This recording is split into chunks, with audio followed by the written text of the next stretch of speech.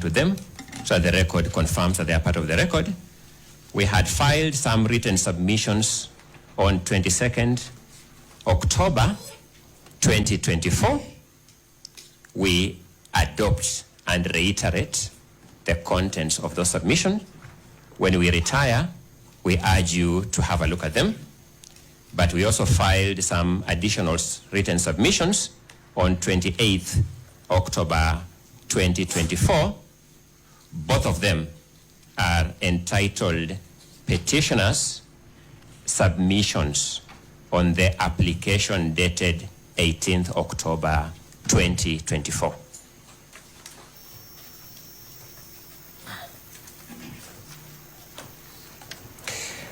Let me move into the substance of what I want this court to consider this morning. And I want to make some overall observations, my lords and my lady. I prefer to look at this case in this court as an opportunity for our constitutional order. Whereas I know that there may be Kenyans out there interested in this matter, looking at this moment as a challenge to our democracy and a challenge to our constitutional order, I bear a message of hope. I want us to look at these proceedings as an opportunity for our constitutional order. So the challenge for me, my lords and my lady, is how we shall seize and use this opportunity. I look at it as an opportunity for our governance institutions.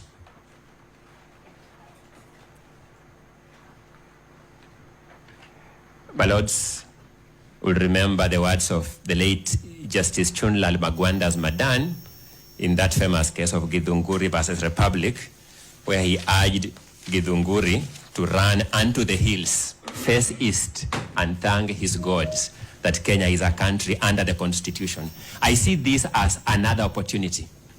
I beseech this court to urge His Excellency Rigathi Gachagua to run to the top of Mount Kenya, face east, and tell the world that Kenya is a country under the Constitution through the opportunity presented by this case. I see this case as an opportunity for the judiciary, and I'll be elaborating on this point in a short while because of the behavior of other organs of government in the recent past. So I see this as an opportunity for the judiciary. I see this case as an opportunity for righting wrongs and not for perpetuating wrongs.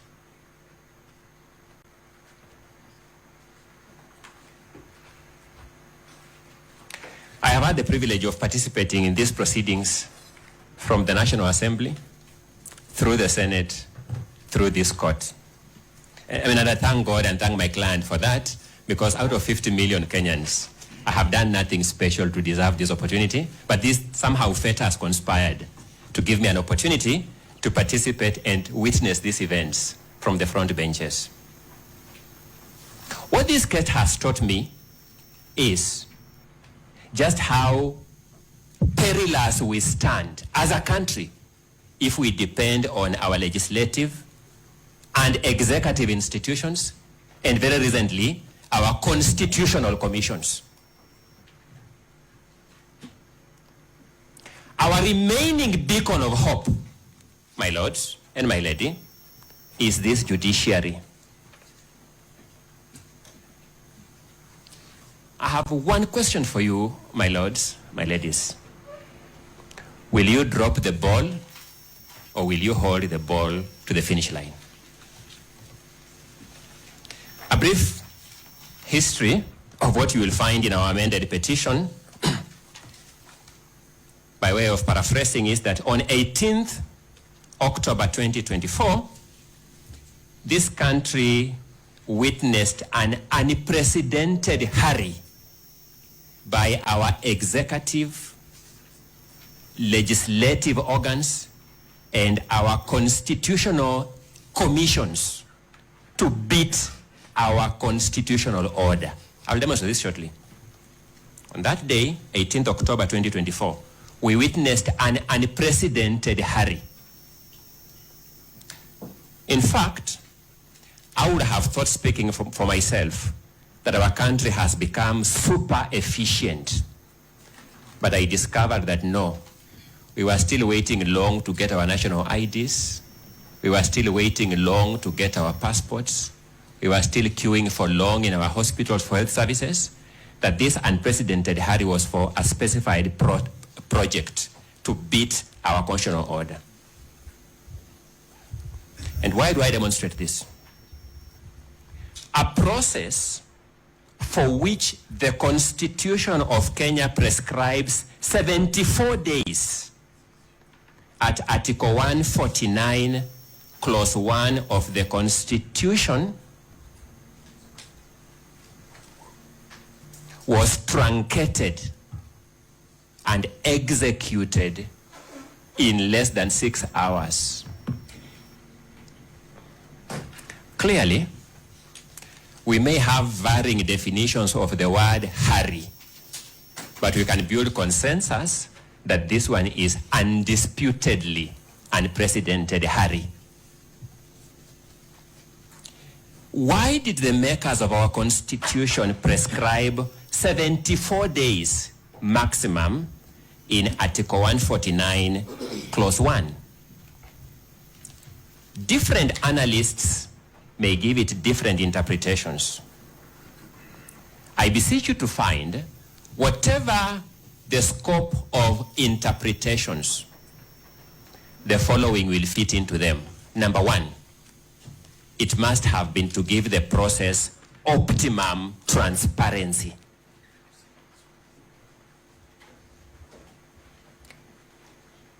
Number two, it must have been to give the process optimum accountability.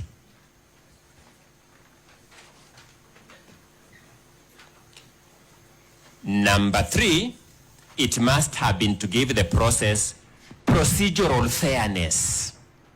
Because whereas we know that justice delayed is justice denied, we also know that justice hurried is justice miscarried. And finally, it must also have been to give public participation in the process under Article 149, Clause 1, some chance.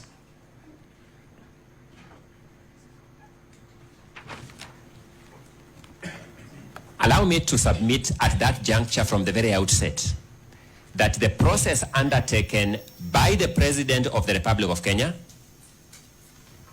by the Ethics and Anti-Corruption Commission, which was mentioned in the President's communique to Parliament, to the National Assembly, by the IEBC, that was also included in the President's communique to the National Assembly, and by the National Assembly itself, did not even pretend to have an iota of public participation.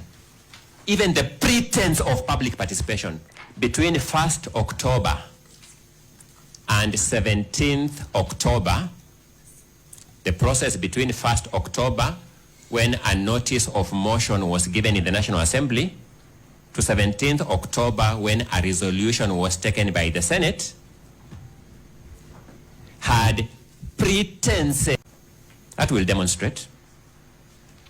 The process on 18th October, buoyed by any lack of checks, buoyed by the fact that any attempt at checking the institutions had not yielded fruit, now they became brazen. They now undertook a process on 18th October, now completely without any pretense of public participation. There is no single Kenyan who was given a chance to ever say what their take is on Honorable Kithure Kindiki, my law lecturer of yesteryears and a fundamental scholar, my good people. No Kenyan was given a chance to give any thought on whether or not he is suitable to be deputy president. No member of the public. No memoranda was received.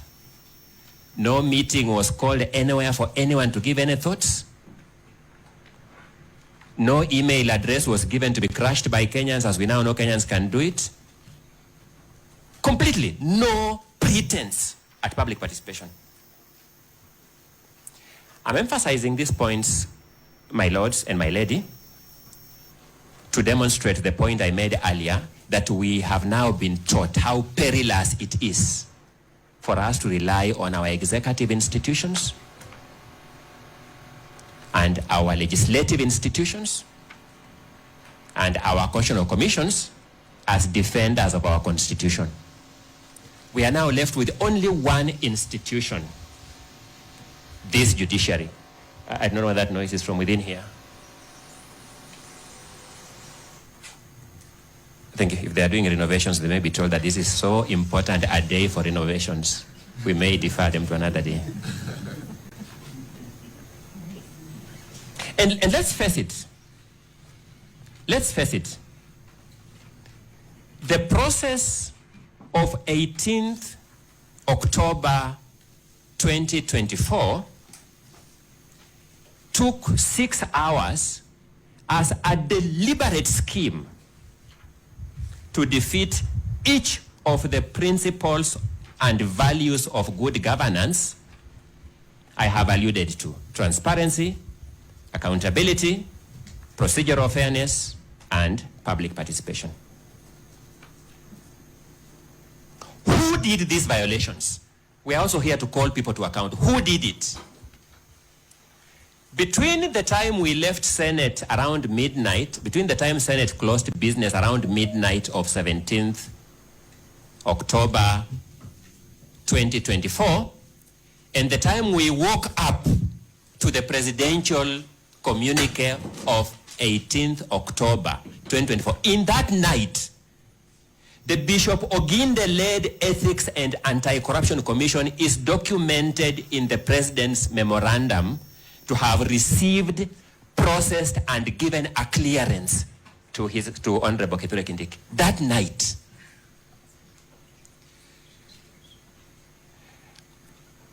My lords, history is important, and I may not remind you why our Constitution prescribes that our presidents be sworn in during the day. We were all adults, we know where that comes from. It's one of the most autochthonous provisions of our Constitution. And therefore, when things happen in the night, we have reason to have our antennas high. Between the time Senate rose on the night of 17th October 2024 and the time we woke up in the morning of 18th October 2024 to the President's communication to the National Assembly, we were told that the IEBC, which we now know is not properly constituted, has no commissioners, had purportedly cleared Honorable Kithure Kindiki in the night. I will not say much about KRA because I think KRA can work overnight and we will not complain.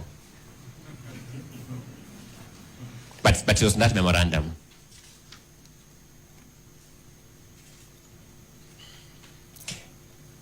The other culprit was the President himself. The President of the Republic of Kenya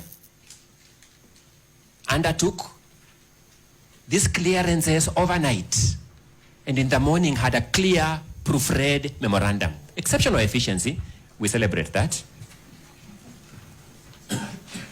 To Parliament. Then the National Assembly itself. Now this is curious. The National Assembly itself had called a sitting prior to the resolution of the Senate. The sitting was called prior to the resolution of the Senate.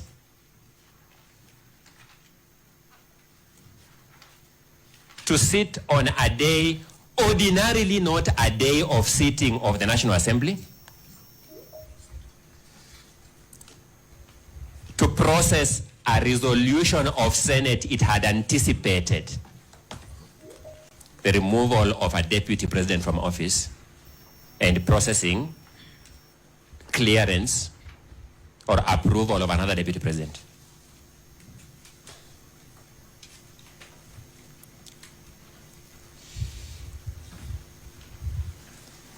We sit here as judges, we sit here as court assistants, we sit here as advocates representing various parties. I don't know who among us, once we take away the cloaks of the official roles we play, was proud as a Kenyan observing these events as they happened. I don't know who among us was proud now putting on the cloak of citizenship to watch these events unfold at that pace.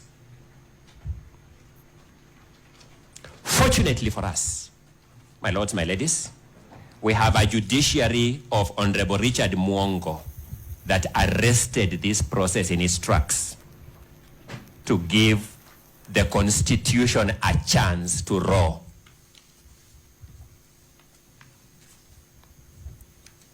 In the far corners of Kerogoya.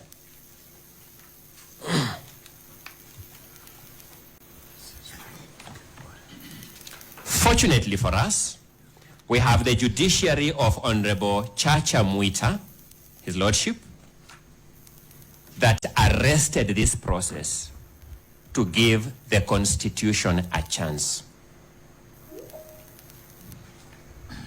Today, you sit and I stand before the judiciary of Honorable Ike Ogola, Honorable Esim Rima, and Honorable Dr. Frida Mugambi, that has been invited by the respondents to undo that chance that the Honorable Mwita and the Honorable Mwongo gave the Constitution.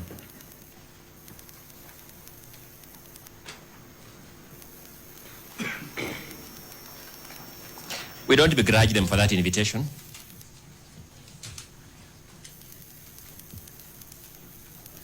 Because under Article 48, they are entitled to come here and make that invitation. Our question is whether the judiciary of Honorable Gola, Honorable Mrima, and Honorable Dr. Frida Mugambi will be baited by that invitation. That's our only question. Throughout these proceedings, we shall be looking at you in the eye to ask, will you fall for this bait or will you stand for the Constitution?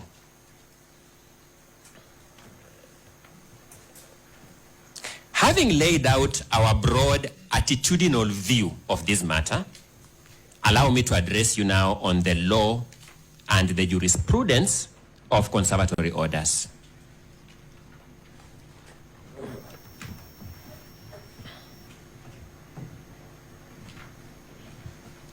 In terms of textual prescription, in terms of the prescription of text of the Constitution,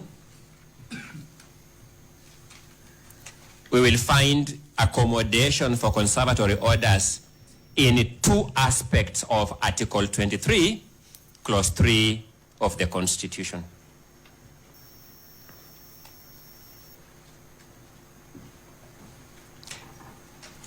Article 23, Clause 3 says, in any proceedings brought under Article 22, a court may grant appropriate relief. So we find accommodation of conservatory orders in the use of the phrase appropriate relief.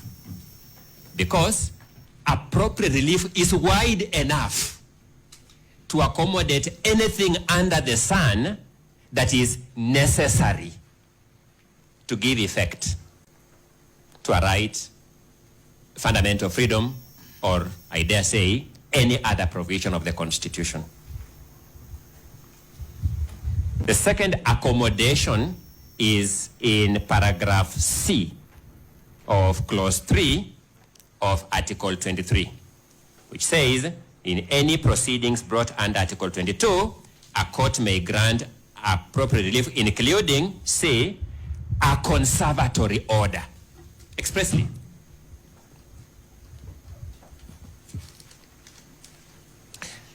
I'm a bearer of good news that in determining whether or not to grant conservatory, to confirm these conservatory orders, my lords, you need not look further than in the demonstrate shortly.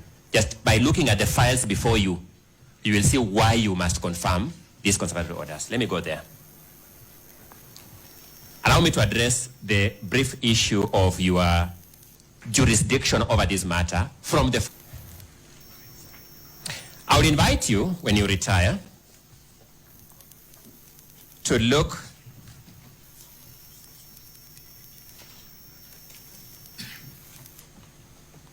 at the ruling of your brother, Justice Mwita, of 15th October 2024 in petition number 550 of 2024.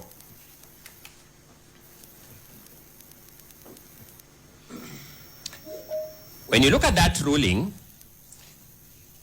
I would invite you to look at page number 7 of that ruling.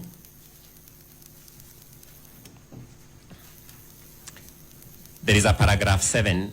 The way that ruling was processed was that each theme the judge addresses by beginning with paragraph 1 to the last, then another theme, paragraph 1. So you see a lot of paragraphs 1, 2, 3, then it ends, and we begin paragraph 1 again. So you look at the paragraph 7 at page 7 of that ruling of Chacha Mwita in petition number 550 of 2024.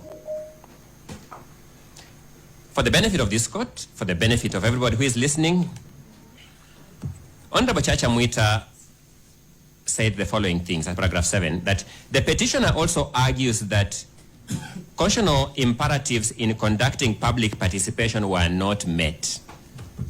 The claim falls within the scheme of Article 165(3), so that this court has jurisdiction to interrogate whether any of constitutional processes said to have been conducted under its authority met the constitutional threshold.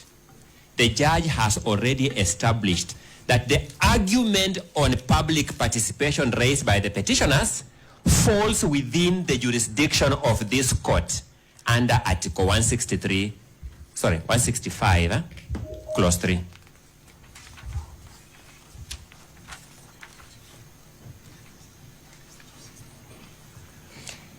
Then, paragraph 9 of that ruling on the same page. Justice Chacha Mwita holds, first he observes that the first respondent has pushed an argument that this court has no jurisdiction to hear a matter arising from impeachment of the president or deputy president on the basis of Article 165(3)(c). Then he reproduces the provisions of the article verbatim. I wouldn't want to regurgitate that because you'll read it. He proceeds now to argue that Article 165(3)(c) is in relation to the process of removing the president or deputy president from office on grounds of incapacity. This process is initiated for purposes of investigating the president or deputy president's physical or mental capacity to perform functions of that office. And here's the clincher. This is a distinct process from that of impeachment in Article 145 as read with Article 150. Article 163(c) excludes jurisdiction of this court over the process undertaken in accordance with Article 144 and not Article 145 as read with Article 150 of the Constitution. Honorable Chacha Mwita has made a finding that this court has jurisdiction over a matter or a process undertaken under Article 145 as read with Article 150 of the Constitution.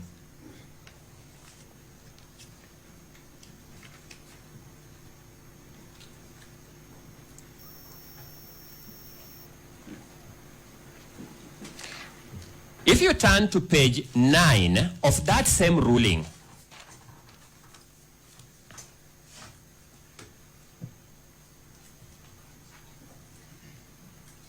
of Justice Chacha Mwita of 15th October 2024 in petition number 550, page 9, you'll find another paragraph 4. I think I explained why these paragraphs run back and forth. Paragraph 4, he says,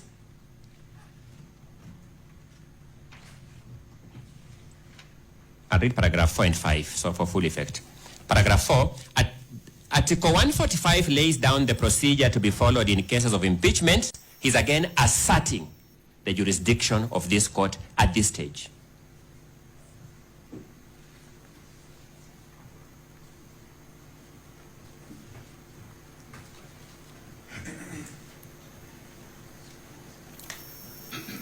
Then, I would also invite you to look at at page 10 of that same ruling. At that same ruling. And this is the clearest warning that Justice Chacha Mwita was sending to the National Executive and the National Legislative Institutions Parliament.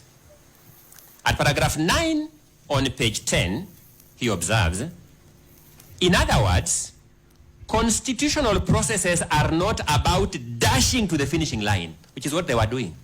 It's not about that. They were being told what you are doing is child's play. And we are not here about child's play. We are here about the Constitution. He says they have constitutional imperatives that must be complied with. And if not, such infractions will not be out of reach of our Constitution.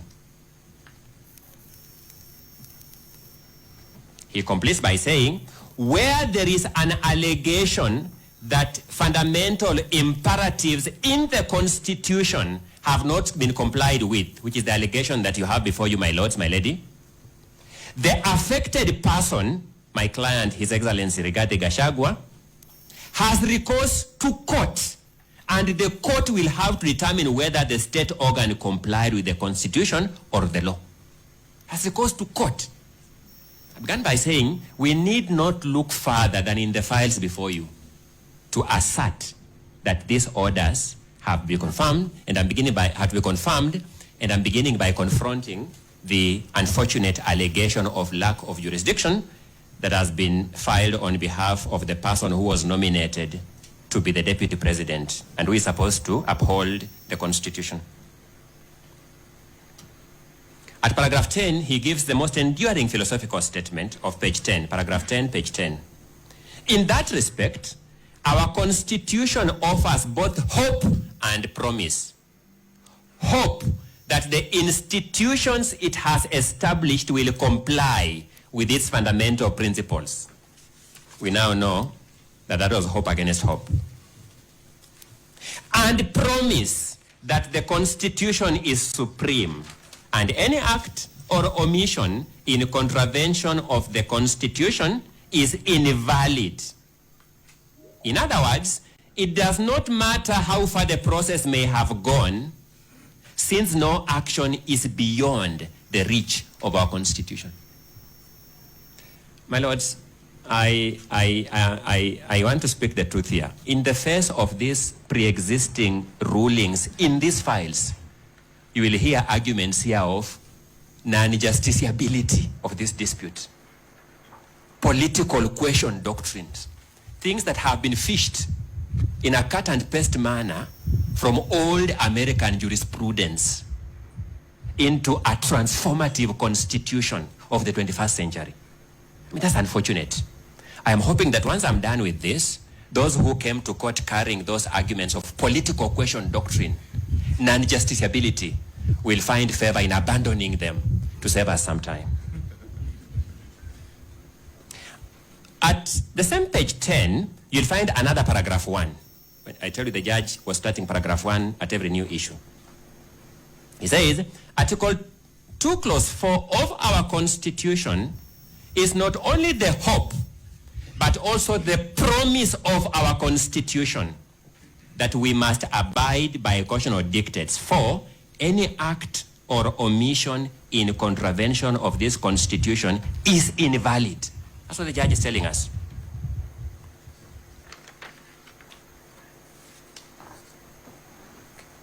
When you look at the files before you, my lords, you'll also find the ruling of your brother, Justice L.N. Mugambi,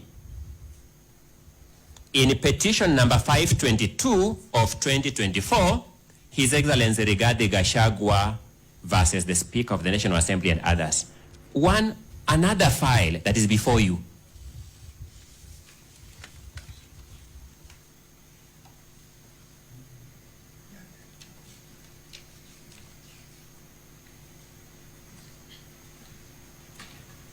At page 9 of that ruling, you will find paragraph number 34. In that paragraph, the judge observes, and that was when he was delivering the ruling to send this file to the Chief Justice to empanel the three of you to sit. He says, Article 165, Clause 3, Paragraph B or D of the Constitution has been delineated by Article 165, Clause 4 as constituting areas from which substantial questions of law might arise to require composition of a bench. He then goes ahead and reproduces Article 165, Clause 3, B and D. He's saying, before he sends this file to the Chief Justice to empanel a bench, he must satisfy himself that the dispute in question falls within Article 165, Clause 3, Paragraph B or D. And he made the determination that the dispute falls within Paragraph 165, Clause 3, Article 165, Clause 3, Paragraph B and D, and send the file to the Chief Justice to empanel the three of you. The three of you are sitting on this bench on a finding that the court has jurisdiction. In the absence of that, the dispute would have been outside the ambit of Article 165.4 for empaneling of a bench.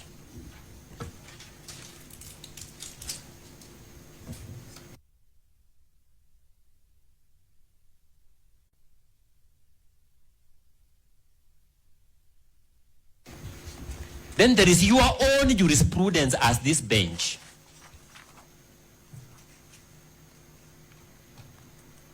"13 days ago, on 16th of October, 2024. 13 days ago, the three of you, my Lord Justice Ogola, my Lord Justice Mrima, my Lady Justice Frida Mugambi, delivered yourselves on this question of jurisdiction.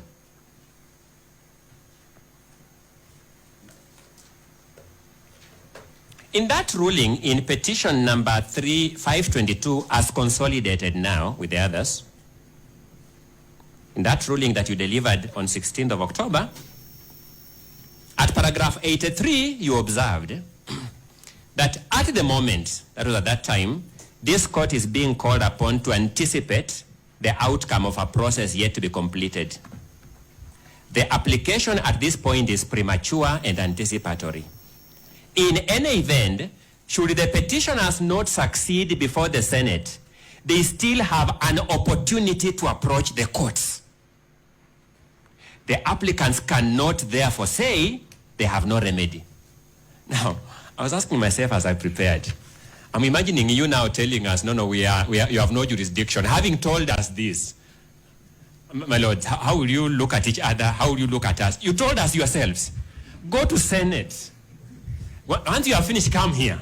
Then we come here and you agree with my friend Dr. Mudomi Thiankolu, these are political questions and therefore we cannot deal with them. These matters are unjusticiable. How basic decency militates against at least the three of you, saying you have no jurisdiction. I respectfully submit, my lords, my lady.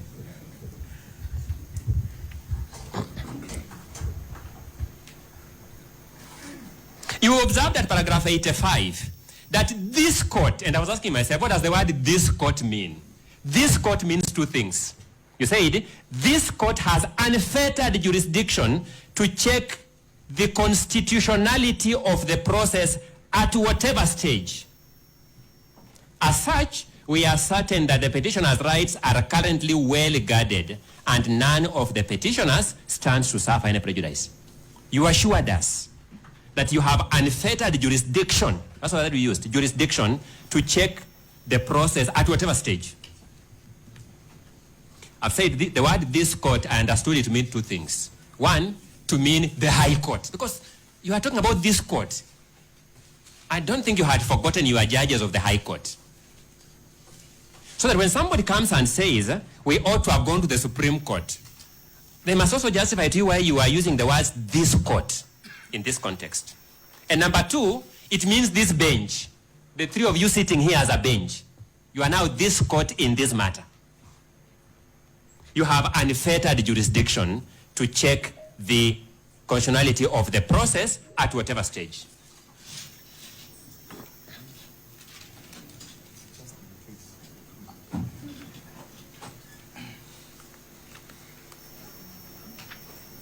At paragraph 87, you reiterated that you are exercising judicial restraint in order to accord constitutional entities the latitude to deal with their mandates. But then you said, we however clarify that courts can and ought to readily intervene in ongoing processes before any entity in the clearest of cases where there is evidence of flagrant and gross violation of human rights and fundamental freedoms.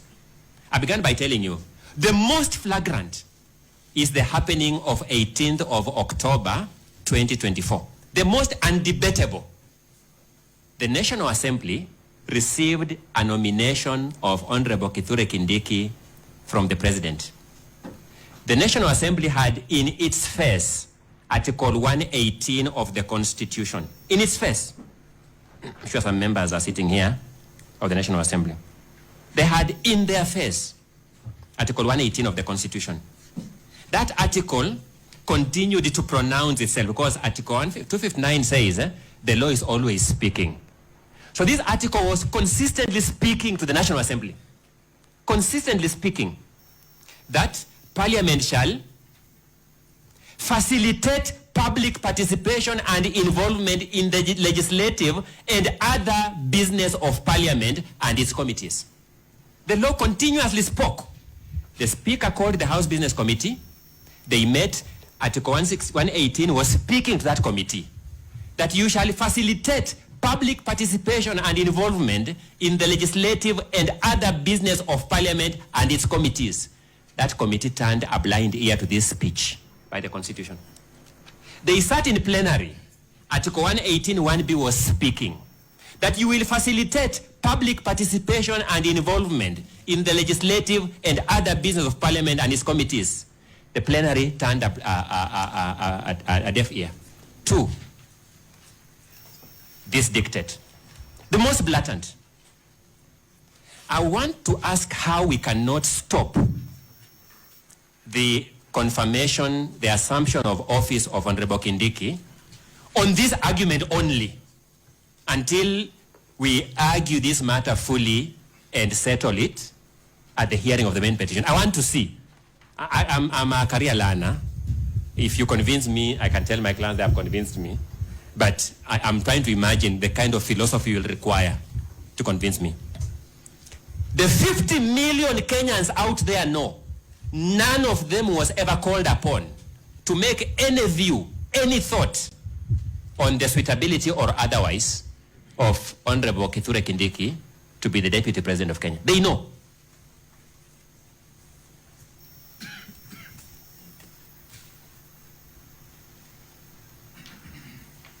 Then, at paragraph 90 of that ruling, you observed, in other words, this court is still able to grant a remedy even after the process in Parliament is concluded.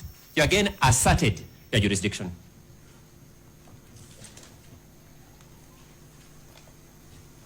I want to conclude this aspect of my submissions, my lords, my ladies, by pointing out that it's a high time that we laughed out of this court anyone who questions the jurisdiction of this court in this matter in view of all these prior rulings in the files before you.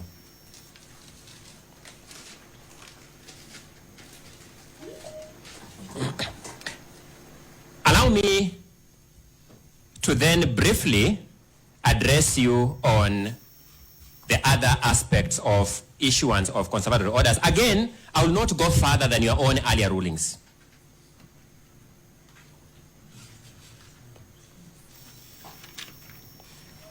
In your ruling of 16th October 2024, at paragraphs 62 to 71, you pronounced yourselves on the principles that govern grant of conservatory orders. We agree with each of those principles that you set out in that ruling without any modification. We agree with each of the principles that you set out in paragraphs 61, sorry, my apologies, 62 all the way to 71.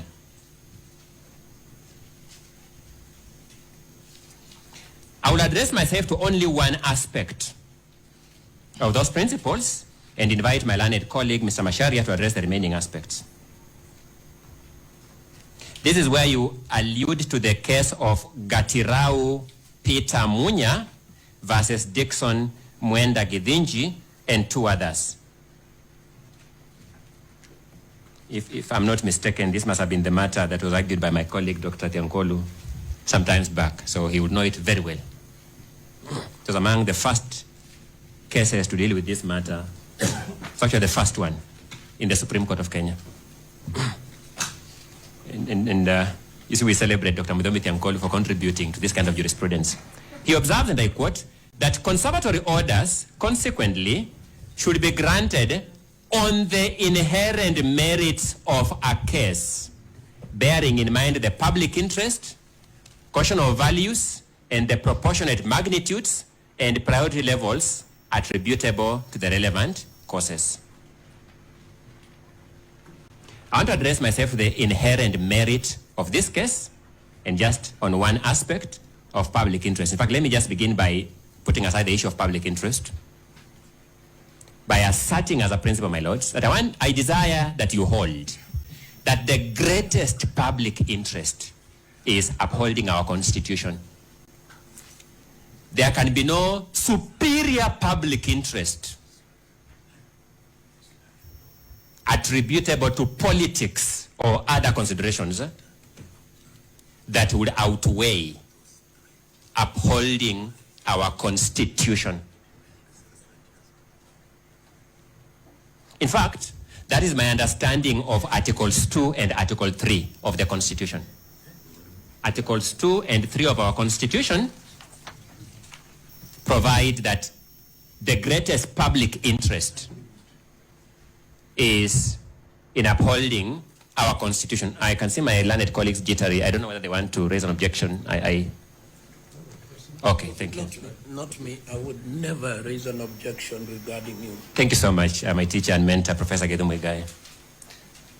And I'm sure our other colleagues have taken cue from you, Prof. So that, my lords, when a petitioner raises a matter like the clearest violation I have raised on what transpired on 18th, there can be no greater public interest than giving that matter a chance to be ventilated fully. I can't imagine of any. But having said that, let me now deal with how this petition meets the inherent merits test. Just a minute. We had earlier on given a time allocation, which Mr. Kibe disagreed with and asked for 2 hours. We will give you that 2 hours and not beyond. You have done 1 hour. Okay, let me now take 15 minutes to summarize the rest of the argument. Then we see how to wind up that. So let me address the issue of inherent merit, because that's my last argument. Then I can see what my learned colleague, Mr. Macharia, can mop up. We had gotten another indication, my lord, that we have the whole day. That's the last direction you gave before this one. So that's why you watch, my lord. I'm sure the transcript will come out with those words. That is, we speak as Africans.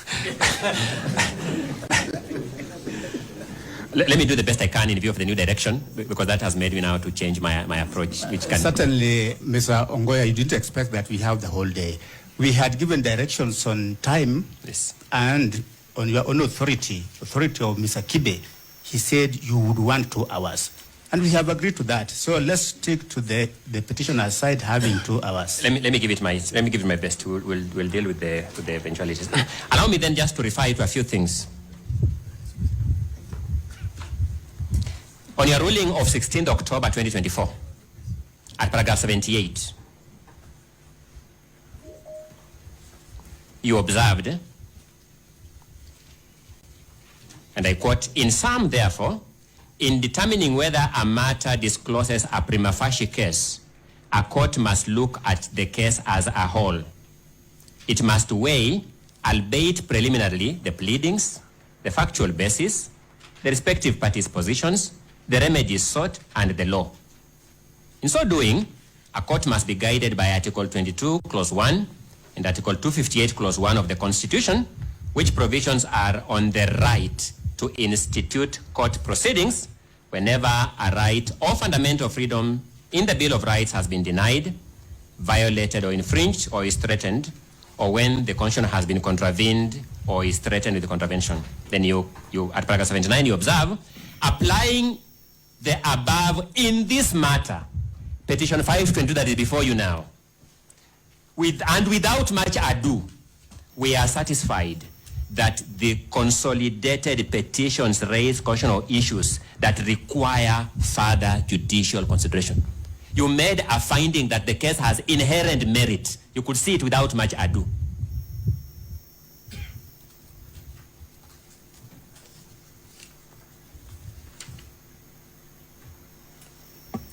At paragraph 93 of that ruling of 16th of October, you observed that we have no doubt in our mind, your mind was clear, my lords, that this matter raises issues of immense public interest. A matter that raises issues of immense public interest, we argue, is a matter that is infused with inherent merit. When you consider the ruling of your brother, Justice Chacha Mwita, at page 9,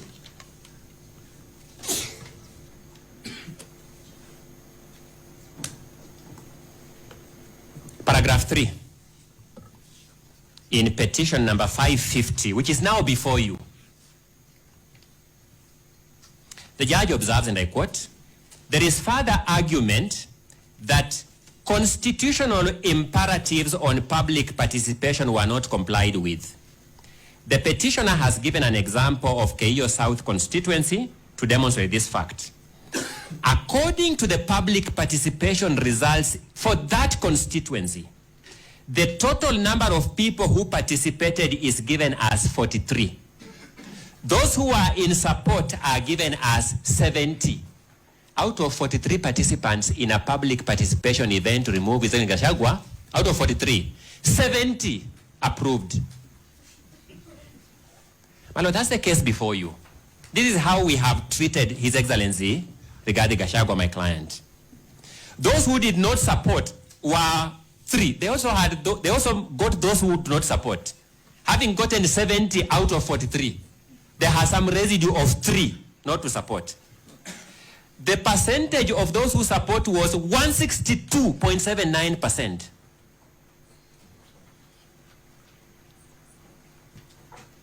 We used to distinguish law and mathematics by saying that mathematics gives us instruments of mathematical precision. I don't know what the National Assembly will do with this mathematics, but this is curious mathematics. The judge then observes, it is implausible that an attendance of 43 people would produce 70 people in support and 3 in opposition. I submit that there was no remedial measure to this blatant failure by the Senate. There was no remedial measure. This poison has worked with this dispute throughout the process up to the time we come here. I'm making out a case that this case has inherent merit by these findings.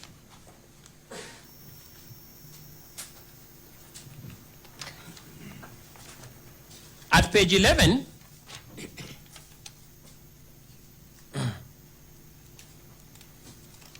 The judge referred this matter to the Chief Justice to empanel a bench on finding that the issues raised in this petition were immense. Again, that speaks to the inherent merit.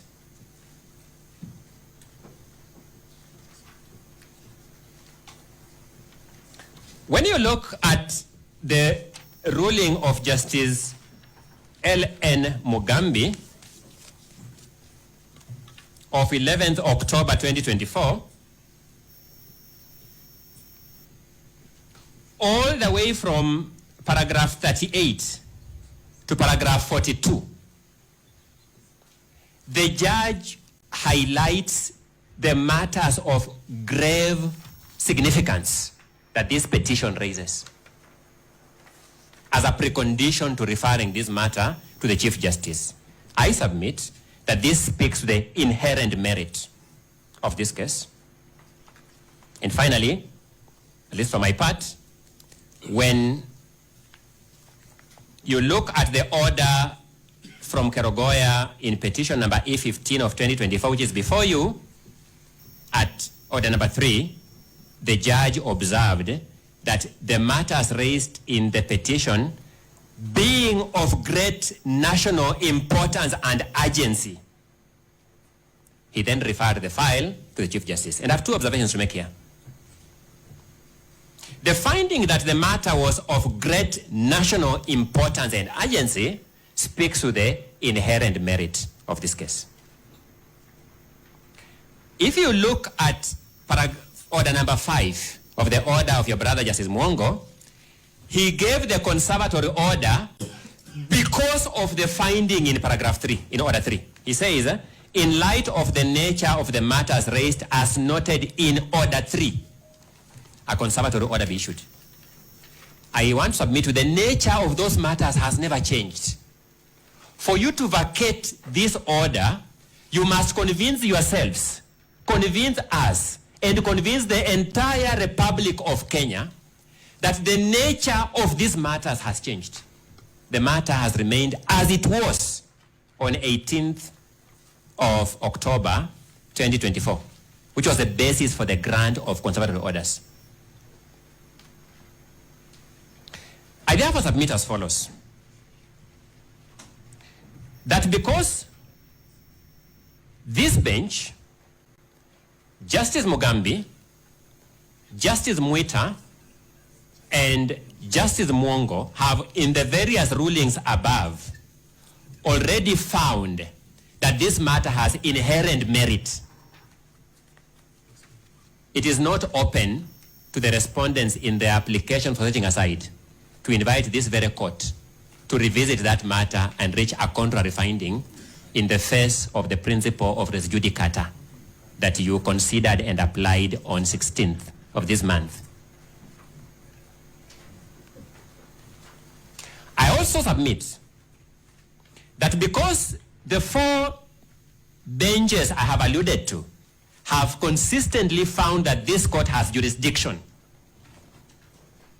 it is not open to the respondents to argue that this court has no jurisdiction and invite this court to enter a contrary view without violating the principle of res judicata that you used against the petitioners on 16th of October. I trust that my learned colleague, Mr. Macharia, has taken note of the time and therefore he is able to compress arguments so that we pave way to the other petitioners. I urge that you grant the conservatory orders in petition number 565 of 2024 and in petition number 15 of 2024 at Kerogoya to preserve the subject matter and to give these parties a chance to ventilate themselves on the merits in the main petition. Over to Mr. Macharia.